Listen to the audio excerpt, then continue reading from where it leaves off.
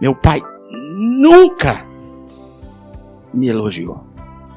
Mas papai falou a vida inteira, desde que eu me conheço como gente: você é um incapaz. Você não sabe fazer nada certo. Você é um incapaz. Você é incapaz de comprar um pão numa padaria. Você é incapaz, você é incapaz, você é incapaz. Ele falou tanto que virou verdade no meu coração. Eu me tornei burro na escola. Perdia o ponto do ônibus que ia descer, esqueci as coisas. Mas é porque papai plantou essas sementes que criaram segundo a sua espécie no meu coração. Só estou dizendo que o seu caos, a escuridão pela qual, quem sabe, você passa no vale da sombra da morte, pode ser muito ruim ou não tão ruim, tão demorado ou pouco demorado, dependendo do que sai da sua boca. E com outra alegria enorme que eu estou sentindo aqui. Eu só posso pregar meia hora na minha igreja, e aqui eu tenho 2 vezes hoje de 1h30, e você vai ter que aguentar. Então, estou muito feliz de estar aqui. Se você tem uma Bíblia, quiser abrir, Gênesis 1.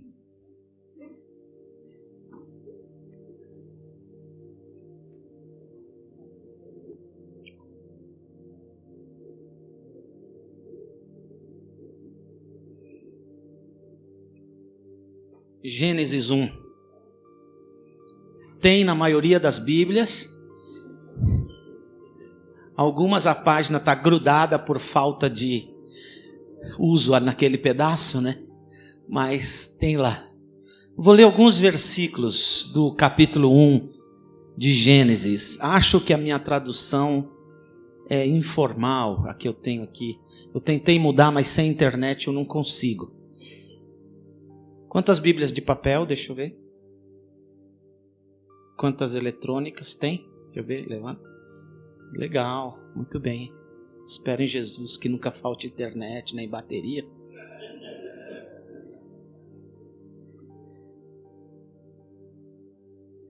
Esse mundo moderno é legal, não é? Eu acho. Eu queria viver mais uns 40 anos para ver no que dá.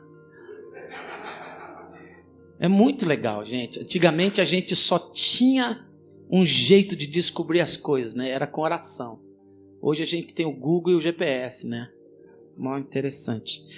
Acho que é de Deus, né? Deve ser. Gênesis 1 diz assim: no começo criou Deus os céus e a terra. Ele que criou. A terra era sem forma e vazia, um vazio sem nenhum ser vivente.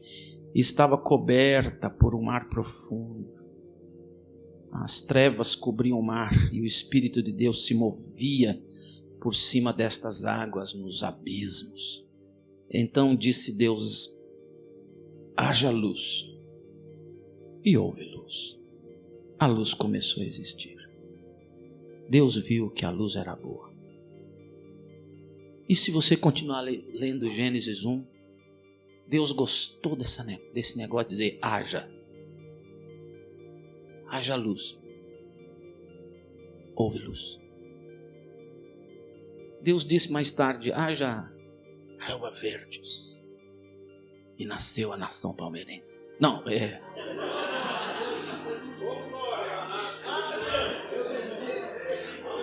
cada coisa que Deus fez tem um propósito. A gente pisa na relva. Ele gostou dessa coisa e disse: hajam árvores frutíferas. E as árvores produziram frutos, tem essa expressão em Gênesis, segundo a sua espécie. Eu gostaria que você pensasse em 3 ou 4 coisas nesse texto junto comigo, e espero que isso abençoe o seu coração. Primeiro, Deus criou. Antes de Deus criou, no princípio. No princípio. Esse princípio de Gênesis não é o mesmo princípio de João 1. No princípio era o verbo estava com Deus, o verbo era Deus, e o verbo se fez carne e habitou entre nós. Esse, no princípio de João, é outro. Deixa eu dizer um pouco do João para você. O João escreveu esse texto aparentemente lá pela cidade de Éfeso. Éfeso, 400 anos antes de Jesus, era um centro de cultura e de filosofia que disputava importância com Atenas. Filósofos, pensadores estavam lá. 400 anos antes de João, viveu um cara chamado Heráclito. O Heráclito era um filósofo, pensador, pesquisador, curioso, cientista. E o Heráclito tinha duas teses que ele discutia, e até no tempo de João, os filósofos e cientistas, 100 anos depois de Jesus, na cidade de Éfeso, estão discutindo as mesmas coisas. O Heráclito dizia uma coisa: se você pegar qualquer coisa, um pedaço de madeira, um pano, e for partindo, você vai partir tanto que vai ficar invisível. E se você continuar partindo, vai dar para partir muito mais. Como que o Heráclito chegou a essa conclusão sem microscópio? Como ele descobriu o infinito para baixo? Sabia que tem um infinito para baixo e um infinito para cima. Eu tenho um filme, depois eu mostro para você em algum momento, que mostra isso. E o Heráclito, olhando para qualquer coisa muito pequena, ele conseguiu viajar no infinito para baixo. Como esse cara pensou em átomos, moléculas? Ele não deu esses nomes, ele apenas disse que dava para dividir. Que cabeça! Também não tinha televisão, tinha que pensar. Aí ele olhou para cima e disse assim: tem um infinito lá. E lá naquele infinito, bem longe, tem uma energia criadora que criou tudo que existe. É uma energia viva, é um logos. E ele chamava essa energia criativa, criadora, de logos. O João, muito do sabichão, sabia que todo mundo falava do logos, e o cara logos pegou a ideia. Então ele escreveu: o que o Heráclito disse é verdade. Depois de tudo isso, tem uma energia? Não, tem uma pessoa. E ela já se fez carne, chama Jesus de Nazaré, o Criador. Então, só para contar um pouco de esse princípio que o João fala, é outro princípio. É um princípio antes de nada existir. É um princípio onde Deus existia sem ter necessidade de ter sido criado, porque Ele já era. Você entende? Eu não. Mas é assim. Deus já era. Ele é eterno. E eterno não é uma coisa que começa hoje e nunca mais acaba, mas eterno é uma coisa que sempre existiu para trás. Esse princípio de João é esse, quando era nada. O princípio de Gênesis é o princípio da criação do nosso planeta e do nosso sistema solar. É um princípio mais aqui, mais pertinho da gente. Nós estamos falando, João está falando de quinquilhões de bilhões e de trilhões de anos para trás. E o Gênesis está falando só de talvez 4 ou 5 bilhões de anos, quando a Terra deve ter começado. Eu não acho que a Terra só tem 10 mil anos de idade, né? Senão a gente vai ter que fazer igual o pregador americano pregou um dia desse. Porque a Terra não passa de 8 mil anos de idade, porque os dinossauros são invenções malignas para confundir a nossa cabeça. Eu falei, você tem que dar um jeito nas coisas que estão por aí, né? Mas é legal, pelo menos os ouvintes deles gostaram. Eu nunca mais liguei o rádio, mas tudo bem. O princípio de Gênesis é aqui pertinho da gente. Está falando surgir do planeta Terra. E é interessante que quando Deus constrói o planeta Terra, não tem narração a respeito. Era uma massa que ele criou, sem era nem beira, sem frente nem trás, sem cima nem baixo, sem fora nem dentro. Essa expressão em hebraico, sem forma e vazio, é a tradução caos para nós. Caótico, confuso, desagradável, desconfortável, não bom, não certo, não ajustado, não harmônico, não organizado, mas confuso. Deus fez essa massa de bolo amassada com as mãos dele, que só depois que saiu do forno a gente viu que era bolo. Mas a Bíblia diz, foi Deus quem criou. Olhe para mim. Fruto da criação dele. Não gostou? Poxa vida. Tá certo que eu andei acrescentando algumas coisas, mas fruto da criação dele. Salmo 139. Você foi conhecido por Deus quando você era uma substância informe, quando você era só um caos. Especialmente um caos que, quem sabe, em alguns casos, escapou do Pai sem que Ele quisesse. Você era uma substância uniforme, Deus te conheceu, te teceu e entreteceu de maneira esmerada. Somos criados por Ele. A massa, que significa planeta Terra e sistema solar, é uma massa que Deus fez assim, e apareceu do nada. Deus é o único que pode criar sem matéria-prima pré-existente. Esse púlpito foi criado com madeira. Eu fui criado com barro. Adão não nasceu de mulher nenhuma. E quando eu fui fazer o exame do concílio para ver se eu podia ser pastor, me perguntaram, Adão tinha umbigo.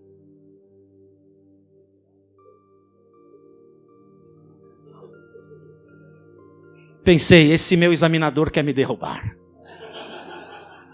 E quando eu pensei com o dedo assim, o Senhor me revelou. Sim, ele tinha umbigo. E o meu examinador disse, como você sabe? Simples, quando Deus fez aquele boneco de barro, viu que estava bonito e disse, bonitão.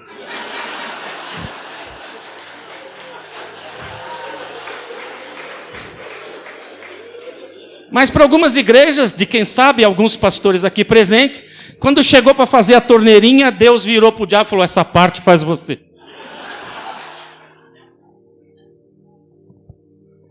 Não, aquele trem é de Deus também.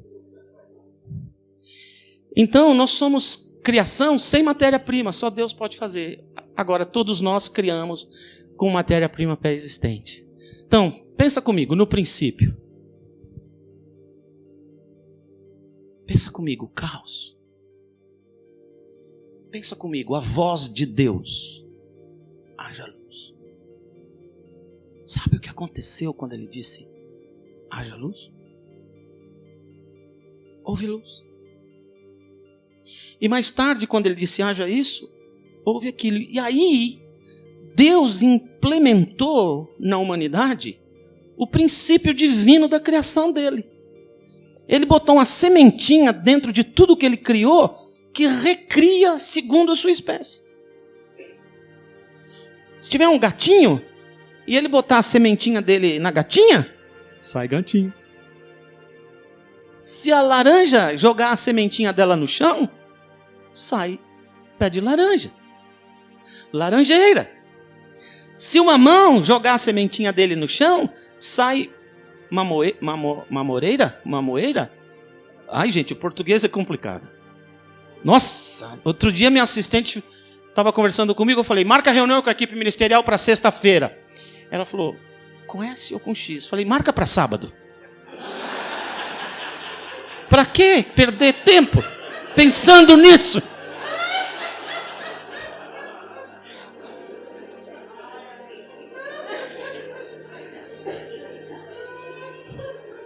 Quer ver? Como chama isso aqui? Porta. tamanho desse trem. Porta. E aquele pequenininho? Porta, portão. Português é complicado, né? Português é mais complicado do que mulher. É verdade. Se quer agradar um homem, tem 3 itens. Quer agradar uma mulher? 400 páginas de introdução. Para você saber como. Bom, vai apanhar, né?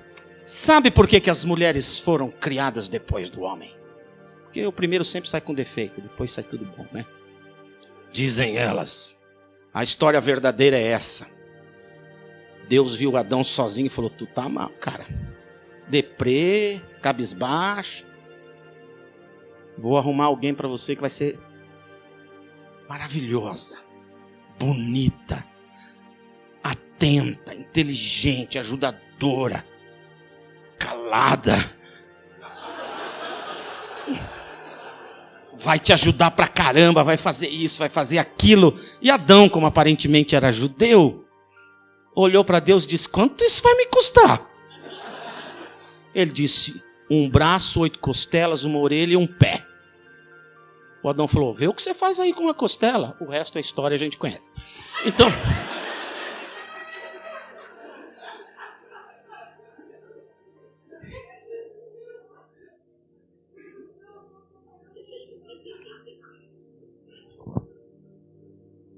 Então, pensa comigo. Princípio, caos, haja luz, segundo a sua espécie. Quando eu leio esse trecho da Bíblia, o que eu aprendo? Aprendo que Deus é a origem da gente. Ele é o inventor. Nada do que existe, absolutamente nada do que existe sem ter antes existido na imaginação divina.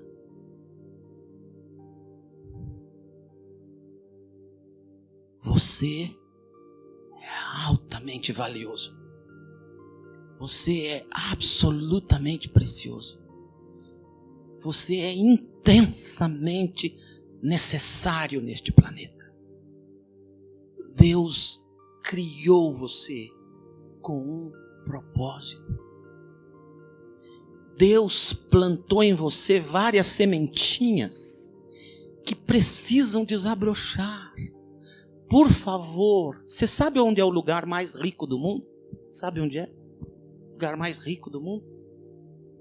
Emirados Árabes, Dubai, Abu Dhabi, os campos de petróleo da Arábia Saudita, o Vale do Silício na Califórnia, Brasília.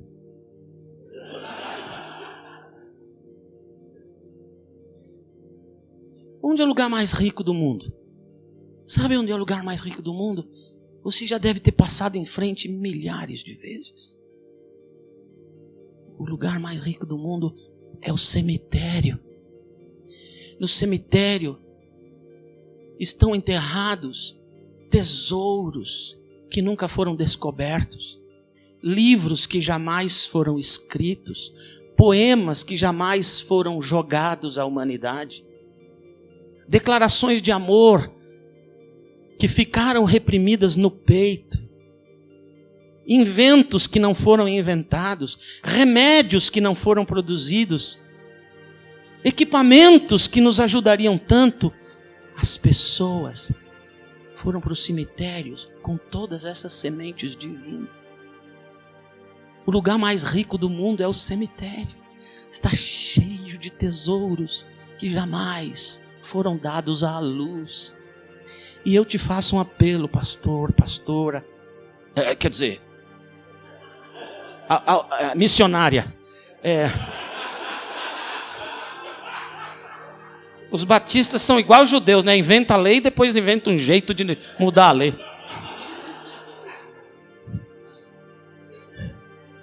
Então eu te faço um apelo, pastor, irmão, irmã, por favor, morre vazio. Não leva nada que Deus plantou dentro de você para brotar para a gente. Não leva nada para o cemitério. Você me deve. O tesouro que está dentro de você me pertence. Deus colocou coisas dentro de você tal qual Ele faz a laranja dá laranjas, a laranjeira dá laranja, o mamoeiro dá o mamão, a mangueira dá a manga. Você já viu alguma árvore, por exemplo, a laranjeira, com aquela laranja pendurada lá no galho? Você já viu um dia uma laranjeira fazer assim e comer a laranja? Eu também. A laranjeira dá laranjas para as delícias de quem perto dela vive. Assim também é você. Por favor, morre vazio. Morre vazio. Não morre com tudo isso que ainda está dentro de você. Você foi criado por Deus com um propósito. Segundo, caos. Quantos de vocês, antes de se converter, era para lá de caos? Mas, de certa maneira, ainda temos situações na nossa vida que está um caos. Tem coisas dentro do meu coração que estão tão sem eira nem beira, sem forma, vazio, oco, escuro, ruim. Áreas de minha vida que ainda são caos. Eu não sei por que a obra de Jesus dentro de mim é igual ao funcionário público, devagar demais.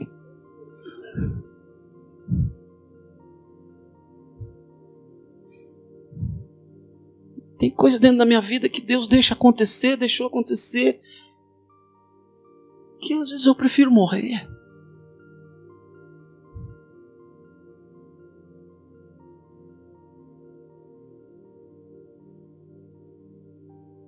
Caos. Mas sabe, Ele é especialista em caos. Ele pegou o caos do nosso planeta e fez essa maravilha. Você já foi a lugares bonitos da Terra? Nossa, eu já fui. Já fui às montanhas das Minas Gerais. Que lugar! Eu sou apaixonado por montanhas. Se lá no céu se aqui na Terra eu não poder realizar meu sonho de consumo, espero que no céu eu possa morar na encosta de uma montanha rochosa alta, com o mar lá embaixo, uma cachoeirinha atrás de casa de água morna. Esse é meu sonho de consumo.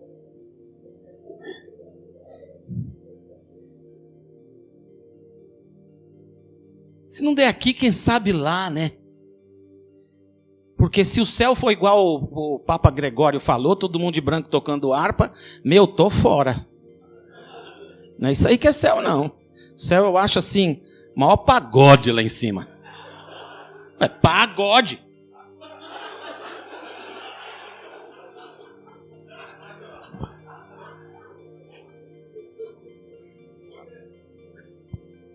Você já foi a lugares bonitos do mundo? Eu já fui em cada praia. Eu estava agora em Florianópolis, Costão do Santinho. Falei, quem que me deu isso? Costão do Santinho? Sou eu. Santinho está aqui. Nem sabia que eu tinha. É bonito demais. Eu já tive a oportunidade de ficar hospedado no Hotel Atlantis 5 dias. Me deram de presente. E na sala. A água é transparente até aqui. Você olha tudo. E você entra com pão no mar. Milhares de peixes vêm comer na sua mão. E eles sabem a diferença entre o pão e o seu dedo. Que lugar lindo. Mas quando eu olho Romanos me diz, a natureza está toda estragada, enferma, adoecida, gemendo, esperando a volta de Jesus. Você nem imagina como era esse trem aqui antes do Adão aprontar com a gente. Ai, gente, quando eu chegar lá no céu, eu vou passar 1 milhão de anos abraçado em Jesus. É um dia mesmo, né? É. E vou passar mais uns 20 milhões de anos abraçado ao meu filho, que tanta saudade eu tenho, que só faz 1 ano mora no condomínio de lá. Condomínio fechado.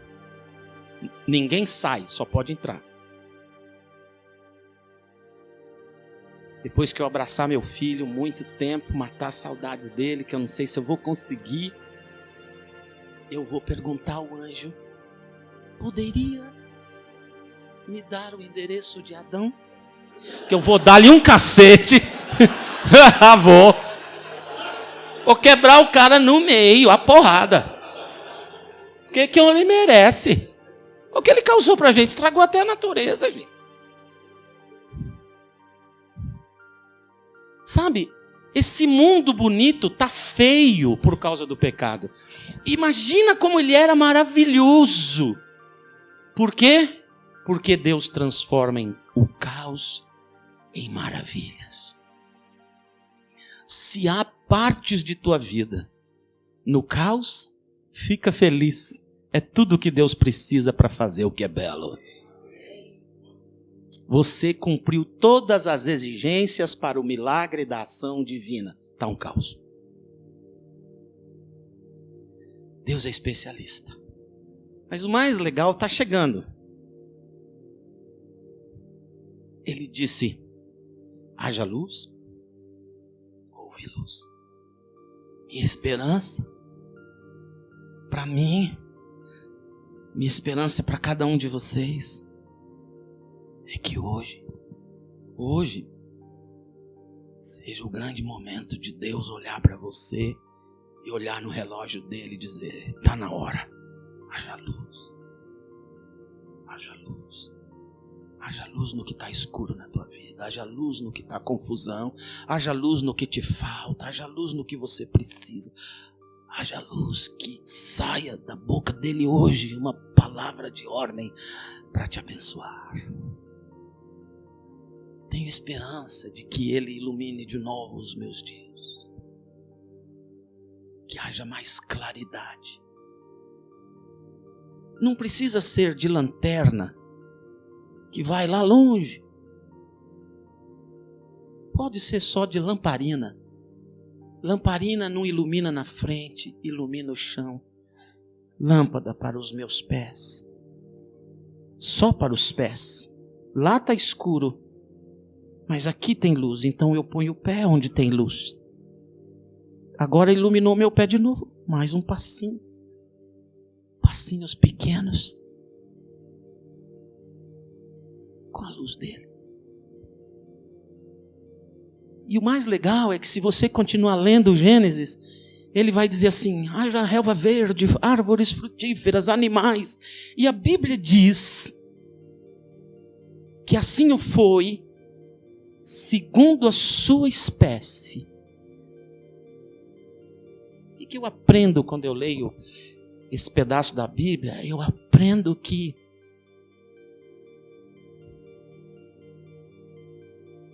eu devo fazer o mesmo que Deus fez no caos ou na escuridão de minha vida. Porque quando Deus disse haja, a palavra dele se transformou na semente daquilo que ele disse. Caiu no solo e brotou segundo a espécie daquilo que ele disse.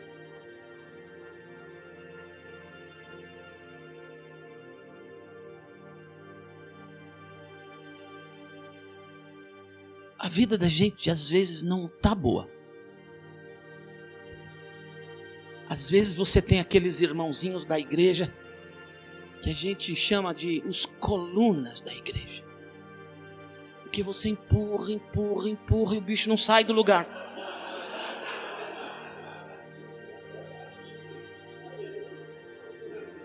A vida não fica boa. Às vezes você tem esposa. E esposa, você sabe, mulher é uma maravilha divina. Só que as mulheres, em média, falam 7.000 palavras por dia. E os homens, 4.000. Você gastou 4.000 no exercício do teu ministério. E quando você chega em casa, você não tem mais palavras. Mas ela ainda tem 3.000.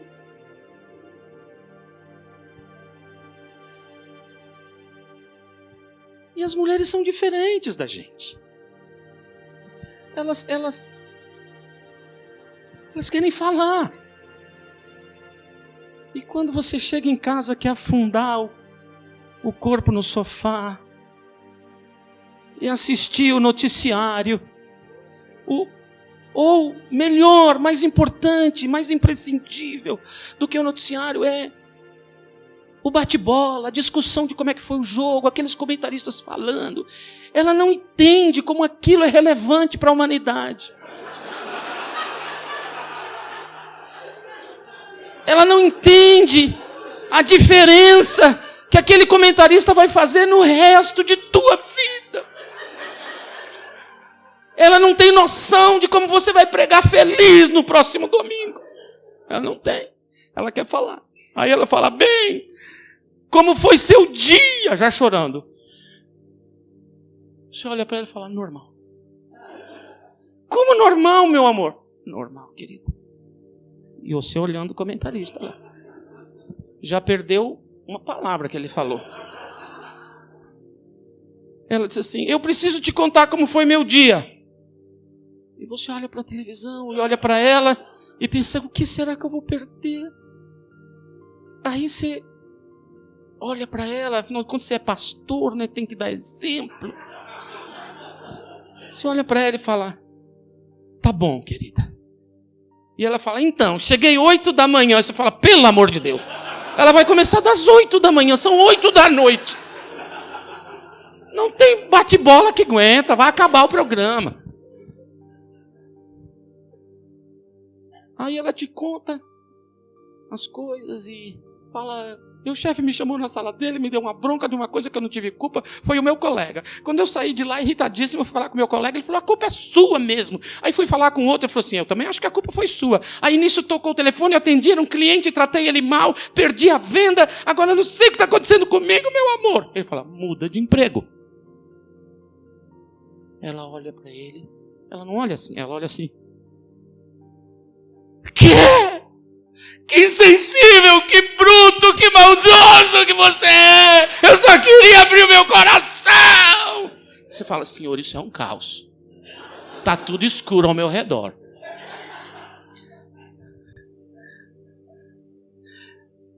Mas às vezes a grana não veio e a coisa fica escura pra caramba. Uma enfermidade que chegou, um vizinho que reclamou. Tantas coisas. E aqui no Brasil a gente tem tanta razão para ficar no escuro. Aqui no acampamento às vezes a gente fica.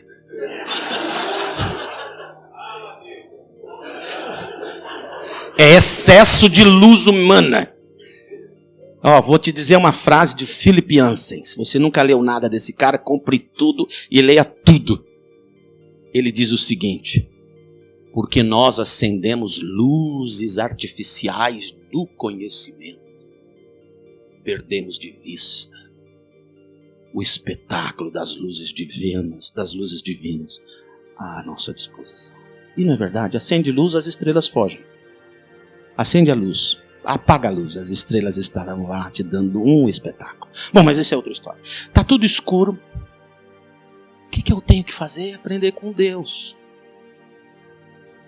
Transformar minhas palavras em sementes que criarão segundo a sua espécie. Sabe por que tua mulher é chata? Porque você não para de falar para ela que ela é. Sabe por que teu filho é desse jeito? Porque você não para de criticar. segundo as palavras que são transformadas em sementes no coração deles, eles vão se transformando segundo a espécie que sai de tua santa boquinha. Não é o último profeta do Novo Testamento que diz: da boca do sacerdote o povo deve buscar sabedoria? Por que será que da nossa boca sai tanta maldição? Sai tanta reclamação? Sai tanta crítica? Meu pai, tadinho, eu entendo ele. Ele foi vítima do meu avô, que foi vítima do meu bisa, que foi vítima do meu tátara. E ele só reproduziu em mim do jeito que ele foi educado. Em psicologia se diz que o ambiente de uma casa se perpetua nos filhos até a 5ª geração. Muito parecido com o texto bíblico por aí. Meu pai nunca me beijou. Eu não disse eu disse nunca me beijou. Meu pai nunca me abraçou. Meu pai nunca me elogiou. Mas papai falou a vida inteira, desde que eu me conheço como gente: você é um incapaz. Você não sabe fazer nada certo. Você é um incapaz. Você é incapaz de comprar um pão numa padaria. Você é incapaz, você é incapaz, você é incapaz. Ele falou tanto que virou verdade no meu coração. Eu me tornei burro na escola. Perdia o ponto do ônibus que ia descer, esquecia as coisas. Mas é porque papai plantou essas sementes que criaram segundo a sua espécie no meu coração. Eu já estava melhor, mas agora que eu envelheci está voltando tudo.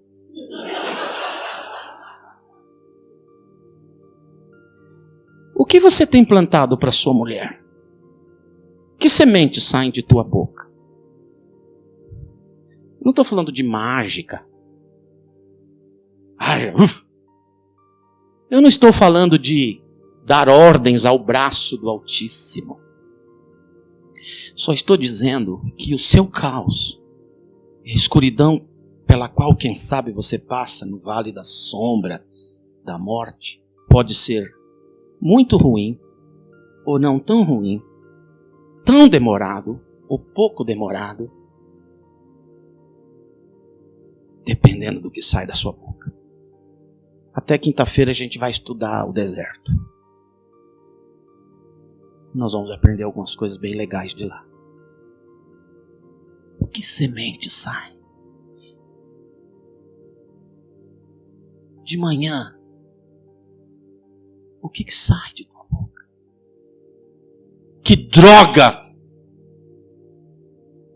Segundo a sua espécie. Que bênção!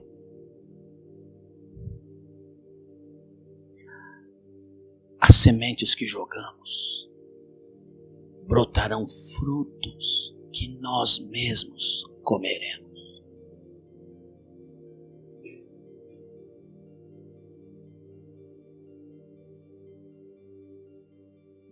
Joga boas sementes. Segundo, joga a palavra de Deus, que é a melhor semente que existe.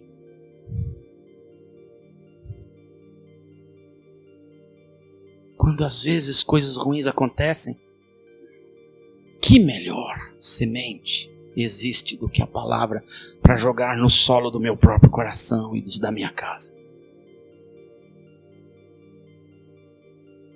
Ainda que eu ande pelo vale da sombra da morte, não temerei mal algum. Porque ainda que você me faça andar no vale da sombra da morte, tu estás comigo. Tu estás comigo. Deus, que poda é essa na minha vida? Quando o agricultor poda a árvore, é o momento em que mais próximo dela ele está.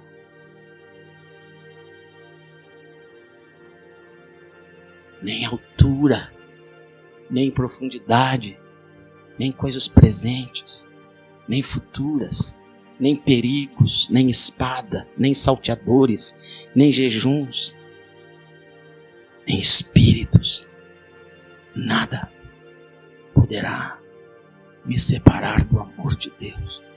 Está em Cristo Jesus e por meio dele eu sou mais do que vencedor. Se ele é por mim, quem vai se meter a besta de ser contra mim? Porque aquele que não poupou Jesus quando eu era ímpio, idólatra, do mal, pecador, como não nos dará agora, depois de convertidos, todas as outras coisas? Jogue sementes no seu caos. Jogue sementes na sua escuridão. Jogue sementes boas de tua boca e a palavra de Deus. Porque desse jeito, quem sabe, Deus nos ajuda, como filhos dele, a também criar coisas lindas do nosso caos, a criar maravilhas do nosso caos. Quando eu fui missionário no Uruguai, o Uruguai naquela ocasião tinha 3 milhões de pessoas, 2% de crentes, tinha 1 milhão, tinha 800 mil pessoas morando em Montevidéu e 1.200.000 no resto do país.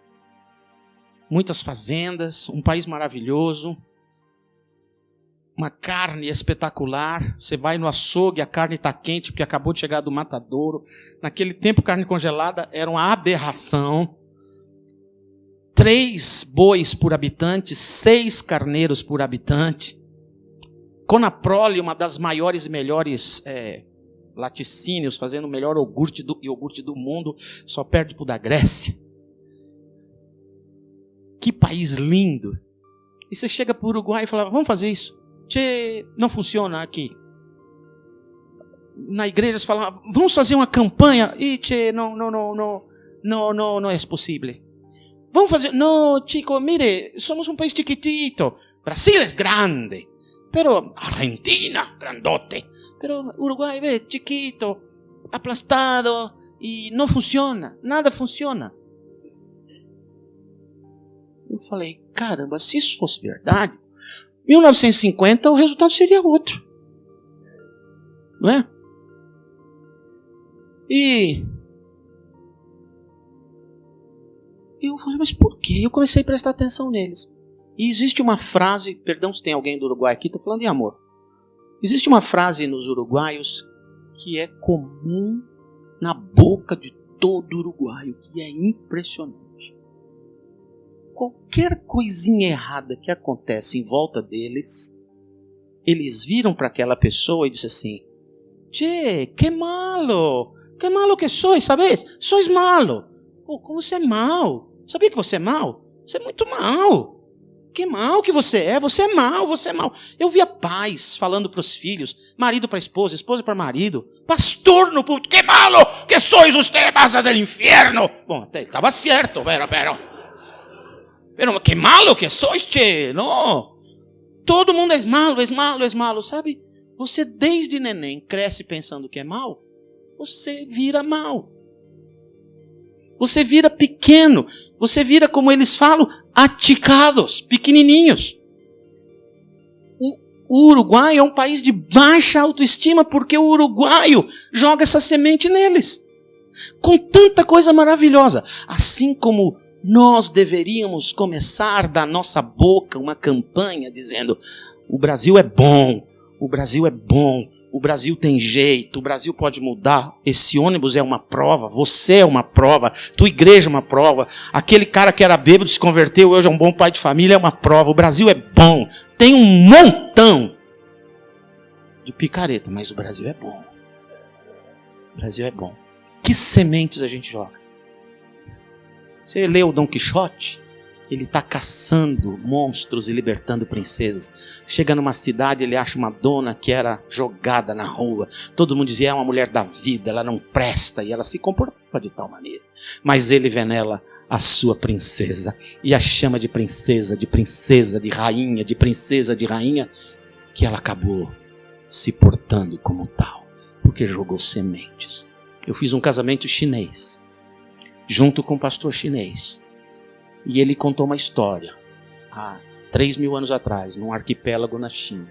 Cada ilha era um império, com o seu rei. E havia um costume, quando um homem queria desposar de alguém, tinha que pagar um dote ao pai da noiva. Se a moça fosse bonita, mas bonita, ele ofereceria um boi ao pai dela. Se ela fosse assim, bonita, assim, uma mistura de Gisele Bündchen, Barbie, sei lá mais quem, tudo junto, 2 bois. Mas não existia na memória histórica daquele arquipélago uma mulher que tivesse recebido um boi, quanto mais 2. Quer dizer, elas eram bonitas. Recebiam uma perna, uma coxa, meio boi, uma cabeça, mas um boi inteiro ninguém lembrava. E da outra ilha vem um cara, uma ilha rica, poderosa, vem na outra ilha, vê uma moça, se dirige ao pai. E o povo dizia, essa daí, tadinha, nem casco alguém vai oferecer por ela. Quem sabe uns fiapos do rabo do boi. Podia ser de outro animal. Lembra que a nossa história é boi. Aí, uma orelha, quem sabe, com mosquito e machucada, né? Porque ela, tadinha, assim, acidente de percurso, alguma coisa aconteceu, né? Mas aí aquele imperador vem da outra ilha, olha para ela e vai à casa do pai pedi-la em casamento. A ilha ficou em choque. O cara é cego. Alguém disse, o amor é cego. Eu falei, não, isso é loucura, não é cegueira. E aí ele vai à casa dela e diz para o pai, gostaria que você me oferecesse a mão de sua filha em casamento. Para tanto, eu lhe darei 4 bois. Quase todo mundo da ilha morreu de infarto. Não tem história de 2, o cara deu 4, meu. O cara deu 4. Levou a moça para a ilha dele no primeiro ano de aniversário. Ele convida a ilha de onde ela era originada para ir à festa de primeiro ano de aniversário, de casamento. Primeiro ano de casamento. E havia um palácio, muita comida, muita música, muita cor, muito tudo. E em determinado momento, os músicos anunciam a chegada da senhora fulana de tal. Uma mulher estonteantemente bela. Desce as escadas e o pessoal falou, cadê a mulher do cara? Quem é essa dona que está aí? E finalmente, no último degrau, ele dá o braço para ela e diz, quero agradecer a todos vocês por estarem aqui no nosso primeiro ano de casados, e largou-lhe um beijão na boca. Aquele pastor chinês disse, quantos bois você dá para sua mulher?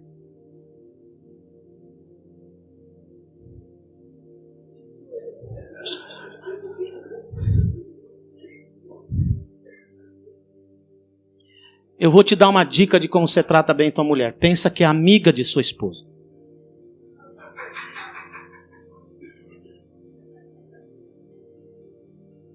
Cada vez que você for jogar uma semente ruim, pensa, é amiga de minha esposa. Linda, preciosa, lógico, estou aqui para servi-la. Vai dar certo.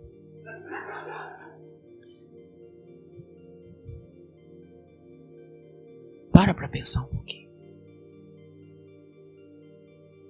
Nós vamos tomar um café já. Cafezinho. E daqui a pouco tem mais chumbo.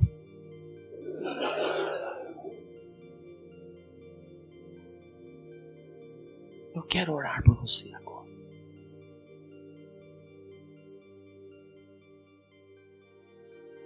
Quero orar por você e pedir só coisas boas para você. Se você está num caos existencial ou momentâneo, ou em alguma área de sua vida, suas finanças estão um caos, seu relacionamento com tua mulher mais parece breque de burro do que relacionamento. A comunicação entre vocês é de breque de burro, né?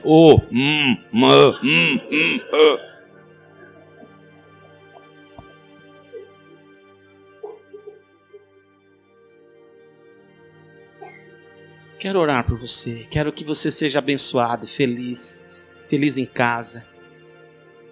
Quando você chegar em casa depois desses dias, antes que sua mulher fale qualquer coisa, com licença, as damas que estão aqui, dá um beijo na boca dela de 7 segundos e 47 milésimos de segundo. Mas um beijo daquela assim, não deixa ela falar. E se ela tentar fugir, agarra, beija.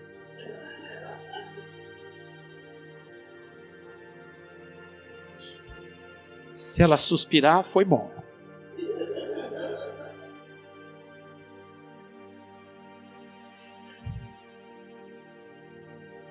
Para ser tudo bem com seus filhos e você. Para você ser menos religioso para teus filhos e mais pai. Para você perdoar os seus filhos com a mesma intensidade que você perdoa suas outras ovelhas. Para você ser pronto para atender o pedido de seus filhos da mesma maneira como você é pronto para atender o pedido de qualquer ovelha. Para que o seu ministério cresça. Para que as pessoas avancem para dentro de sua igreja com fome e sede de algo que por alguma razão sobrenatural elas entendem que é ali naquele lugar que tem respostas para elas. Orar para que você, quando saia de casa, nunca mais ande pelas ruas com tua mulher. Nunca mais. Vou orar para que daqui em diante você só desfile com ela pelas ruas da sua cidade. Não porque você quer mostrar a beleza para os outros, mas para você ser a beleza de Deus nas ruas de tua cidade. Para as pessoas perceberem como tem sorriso, apesar de choro, cabeças erguidas, esperançosos. Orar para que você vá bem nas suas finanças. Senhor Jesus, meus colegas e minhas colegas, obreiras do Deus Altíssimo, missionárias, ministras, secretárias, assistentes, copeiras, zeladoras, faxineiras, pregadoras, professoras, homens e mulheres do Senhor, nesse mundão feio, eles são os enfeites do Senhor nessa terra. Eles são as manifestações nos lugares onde vivem da luz de Deus, farol que indica caminho. Deus, mas eu quero pedir para a casa deles. Quero pedir que o Senhor vá para dentro da casa, dos relacionamentos. Deus não deixa nunca mais o relacionamento deles ser relacionamento. Tem que ser relacionamento. Deus azeita a relação. Dá uma comunicação gostosa, aberta, pronta, limpa, linda, amorosa, delicada, gentil. Deus devolve o por favor, o obrigado, o por gentileza. Devolve nos nossos lábios, obrigado, te amo. Devolve nos nossos lábios, eu louvo a Deus por sua vida. Devolve isso para a gente. Ajuda da nossa boca só sair semente de árvore boa.